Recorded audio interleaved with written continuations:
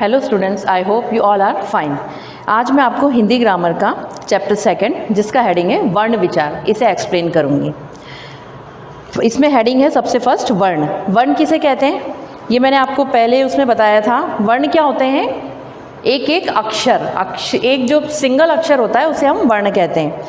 मूल ध्वनि की वह छोटी इकाई जिसके और खंड न किए जा सकें वर्ण कहलाती है। जैसे अ, क, च, ट आदि, ये एक एक सिंगल वर्ड जो होते हैं इसे हम वर्ण कहते हैं।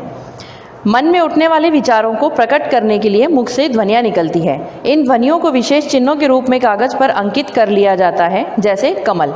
अब हमारे मुंह से क्या निकलती है? ध्वनियाँ, मतलब कोई आवाज़ निकलती। ध्वनि मतलब क्या होता है? आवाज़। तो इन ध्वनियों को विशेष चिन्हों के रूप में कागज पर अंकित, मतलब एक कोई चिन्ह होते हैं उन्हें ही हम कागज पर लिख सकते हैं ना, ध्वनि को, आवाज़ को तो नहीं लिख सकते। तो उन्हें क्या कहा जाता है? इन ध्वनियों को विशेष चिन्हों के रूप में कागज पर अंकित कर लिया जाता है। और उसे हम कैसे, उसको क्या कहते हैं? भाषा का लिखित रूप, जब हम लिखकर उसको प्रकट करते हैं। तो अब कमल 3 अक्षरों से बना है, क, म और ल के भी खंड हो सकते हैं। मतलब क, म और ल, इनको 3 टुकड़ों में, क प्लस म प्लस ल, तो ये कितने टुकड़ों में हो गया? 3 टुकड़ों में। लेकिन क एक अलग अक्षर है, म अलग है और ल अलग है। तो वर्ण क्या होते हैं? एक सिंगल वर्ड जो अलग अलग होते हैं, इसलिए ये मूल ध्वनियाँ नहीं है। कमल में क, म और ल 3 ध्वनियाँ हैं, परंतु अब इन ध्वनियों में और टुकड़े नहीं हो सकते। अब एक अकेला जो क है, ये एक ध्वनि निकल रही है हमारे मुंह से, क, तो इसके क्या आप टुकड़े कर सकते हैं? नहीं, इसके कोई टुकड़े नहीं हो सकते। लेकिन एक शब्द जब बन जाता है कमल, तो इसके आप 3 टुकड़े कर सकते हैं। वर्णमाला, वर्णों के समूह को वर्णमाला कहते हैं। अब वर्ण 3 प्रकार के होते हैं, स्वर, व्यंजन और अयोगवाह। स्वर कुछ वर्णों का उच्चारण करते हुए जिह्वामुख है कि किसी भी भाग को छूती नहीं, बल्कि श्वास वायु के निकलने के मार्ग को कहीं सकरा और कहीं खुला करती है। ऐसे वर्ण किसी अन्य वर्ण की सहायता के बिना बोले जाते हैं, यही स्वर कहलाते हैं। स्वर क्या होते हैं? अनार का, आम का, ये सब स्वर होते हैं और स्वर मात्राओं का भी काम करते हैं। तो ये क्या होते हैं? किसी की सहायता से नहीं बोले जाते, ये अपने आप ही बोले जाते हैं। अब इसमें नेक्स्ट है, जैसे अनार का, आम का और ओ औरत का और ओ ओखली का, यहाँ तक क्या है? स्वर हैं ये, और ये मात्राओं के भी काम करते हैं। ये व्यंजन के साथ जब मिलते हैं तब ये क्या काम करते हैं? मात्रा का काम करते हैं। तो आप स्वर से तो अच्छे से परिचित हैं ही। अब इसमें नेक्स्ट है व्यंजन। स्वर की सहायता से बोले जाने वाले वर्ण व्यंजन कहलाते हैं। जब हम स्वर की सहायता लेते हैं किसी वर्ण को बोलने में, तो वो क्या कहलाते हैं? व्यंजन। क, ख, ग, घ, ये सब क्या है? व्यंजन है। और इन कब बोले जाते हैं? ये स्वर की सहायता से, ये अकेले नहीं बोले जाते, इनमें स्वर ऐड होते हैं, तब ये हमारे उच्चारण में आते हैं। अब व्यंजन 3 प्रकार के होते हैं, स्पर्श व्यंजन, अंतस्थ व्यंजन और ऊष्म व्यंजन। ये संख्या में 33 है। व्यंजन कितने होते हैं? 33। ये आपको देखिए, आपकी बुक में पूरा एक टेबल दिया हुआ है व्यंजन का। ये पूरे व्यंजन हैं, 33 व्यंजन होते हैं। अब इसमें तीसरा हेडिंग है अयोगवाह। अयोगवाह क्या होते हैं? आपने देखा होगा, एक वर्ड होता है जैसे ये अ, उसके ऊपर बिंदी, और एक वर्ड और होता है अ के बाद 2 बिंदी। ये क्या होता है? अह। ये हमारे बोलने में आता है अम, और ये अह। ये होता है अनुस्वार और ये विसर्ग। तो अब जैसे अ, इसके ऊपर बिंदी और ग, ये बन गया अंग।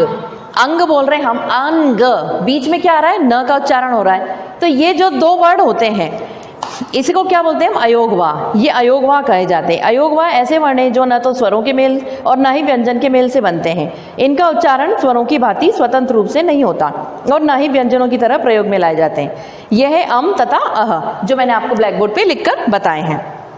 इनका प्रयोग सदैव वर्ण के अंत में होता है। ये हमेशा वर्ण के अंत में बोले जाते हैं।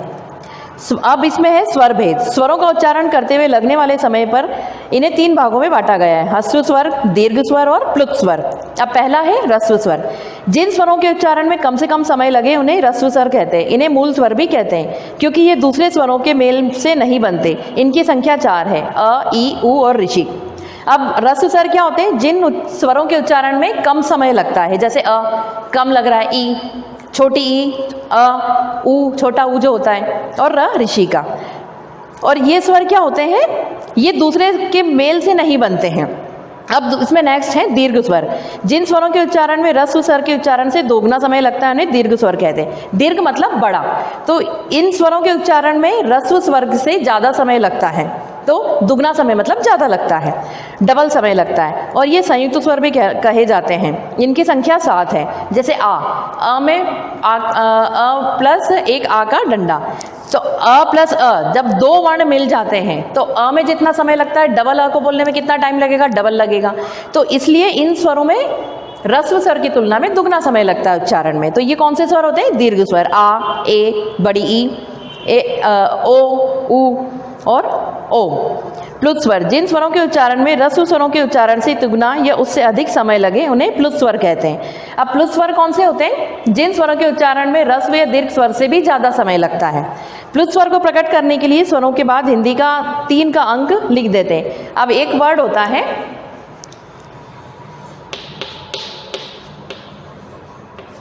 ओम।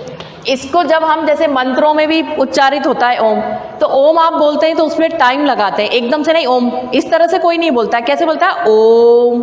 तो इसमें क्या टाइम लग रहा है? ज़्यादा टाइम लग रहा है। और ये देखिए 2 के बीच में हम एक 3 का अंक बना देते हैं। हिंदी में जैसे 3 लिखते हैं वैसे ही लिखा जाता है। इसे क्या कहते हैं? प्लुत स्वर।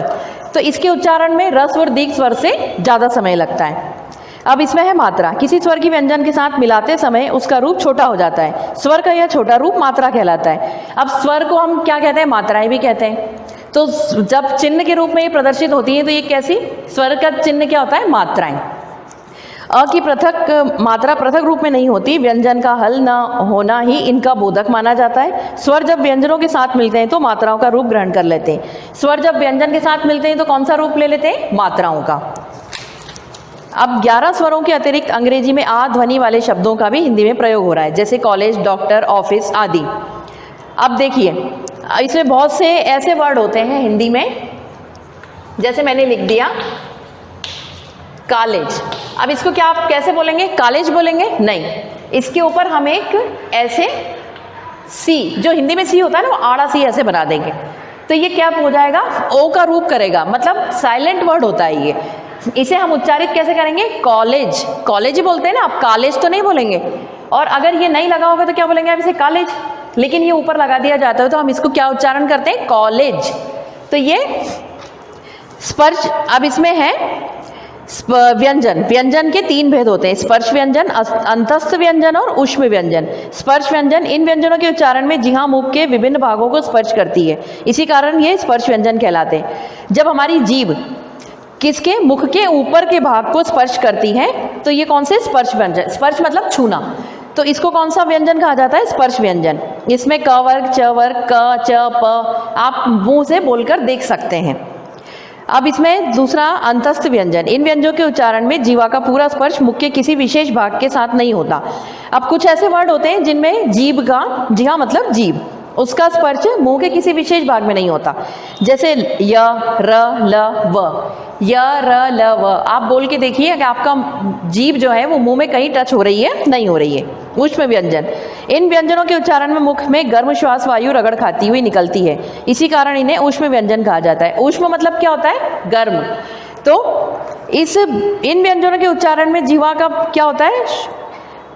इन व्यंजनों के उच्चारण में मुख से गर्म श्वास वायु मतलब गर्म हवा निकलती है जब हम इनका उच्चारण करते हैं। यह है श, श, स और ह। ये 4 व्यंजन होते हैं जिनमें मुंह से गर्म श्वास वायु रगड़ खा के निकलती है। अब इसमें है अयोगवा। अयोगवा मैंने आपको अभी समझाए हैं, जैसे अम, अह, ये क्या होते हैं? अयोगवा होते हैं। और एक और इसमें होता है अनुनासिक। अनुनासिक क्या होता है? आ के ऊपर जब चंद्र बिंदु लग जाता है तो वो होता है अनुनासिक। जैसे हम लिखते हैं वर्ड चांद, अगर चंद्र बिंदु लगा है तो वो क्या हो जाएगा? अनुनासिक। इसमें होते हैं अनुस्वार, अनुनासिक और विसर्ग, अयोगवा इन्हें कहते हैं। अब इसमें है हलंत। एक और लास्ट बचा है हलंत। उच्चारण की दृष्टि से प्रत्येक व्यंजन में उन मूल रूप में मिला होता है, परंतु यदि किसी व्यंजन में अ न भी मिला हो तो भी उसे पूरा अक्षर न मानकर आधा अक्षर मानते हैं और व्यंजन के नीचे एक तिरछी रेखा खींच देते हैं। इसी तिरछी रेखा को हलंत चिन्ह कहते हैं। अब आपने देखा होगा कि बहुत से हम ऐसे वर्ड यूज करते हैं जिसमें एक चिन्ह ऐसे लगा दिया जाता है, ऐसे। ये कौन सा चिन्ह है? हलंत का चिन्ह कहलाता है ये। इसे क्या कहते हैं? हलंत। अब स्टूडेंट्स, आपका ये चैप्टर यहीं खत्म होता है। इसकी बुक एक्सरसाइज और क्वेश्चन आंसर मैंने आपको व्हाट्सएप पे सेंड कर दिए हैं। आई होप आपने वो कॉपी में नोट डाउन कर लिए होंगे। नेक्स्ट वीडियो में आपको नेक्स्ट चैप्टर एक्सप्लेन करूंगी। Thank you.